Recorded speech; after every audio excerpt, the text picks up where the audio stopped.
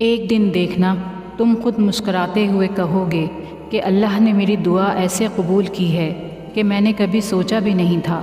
تم کہو گے کہ اللہ نے معجزہ کر دیا ہے جس کا میں نے کبھی تصور بھی نہیں کیا تھا، اور دیکھنا یہ کہتے ہوئے تمہاری آنکھوں سے آنسو نکل آئیں گے، اور تمہارا دل جو اتنا سفر کرتے کرتے تھک چکا تھا اب وہ سکون میں ہوگا۔ جب آپ کا دوست اللہ بن جاتا ہے نا، تو پھر وہ آپ کی سب سے بڑی پناہ ہوتا ہے، وہی آپ کی ڈھال ہوتا ہے، وہی آپ کے راستے صاف کرتا ہے، اور وہی آپ کے لیے بدلے لیتا ہے۔ پھر آپ کو انسانوں سے ڈرنے کی ضرورت نہیں ہوتی، آپ کو لوگوں کے خلاف پلان کرنے کی بھی ضرورت نہیں ہوتی۔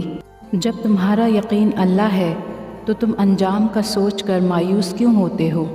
وہ جانتا ہے کہ تمہارا دل ٹوٹ گیا ہے، وہ جانتا ہے کہ بے شمار ذروں میں تم بکھرے ہوئے ہو، وہ جانتا ہے کہ تمہاری ذات بے ترتیب ہو گئی ہے، وہ تمہاری مسکراہٹوں سے لے کر تمہارے آنسوؤں کے پلکوں میں ضبط ہو جانے تک سب کچھ جانتا ہے۔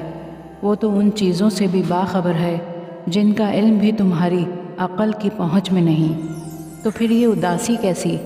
جب وہ سب کچھ جانتا ہے تو پھر تم ان چیزوں کے لیے پریشان کیوں ہوتے ہو جن کا تمہیں علم ہی نہیں؟ وقت مشکل ہے مگر تمہیں صبر کرنا ہوگا، اللہ پہ یقین رکھ کر چلنا ہوگا، اس کی مصلحتوں کا ادب کرنا ہوگا۔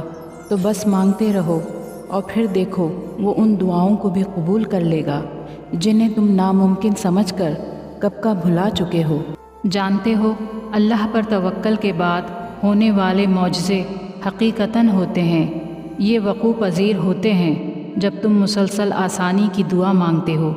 تمہیں کیا لگتا ہے اللہ جواب نہیں دیتا؟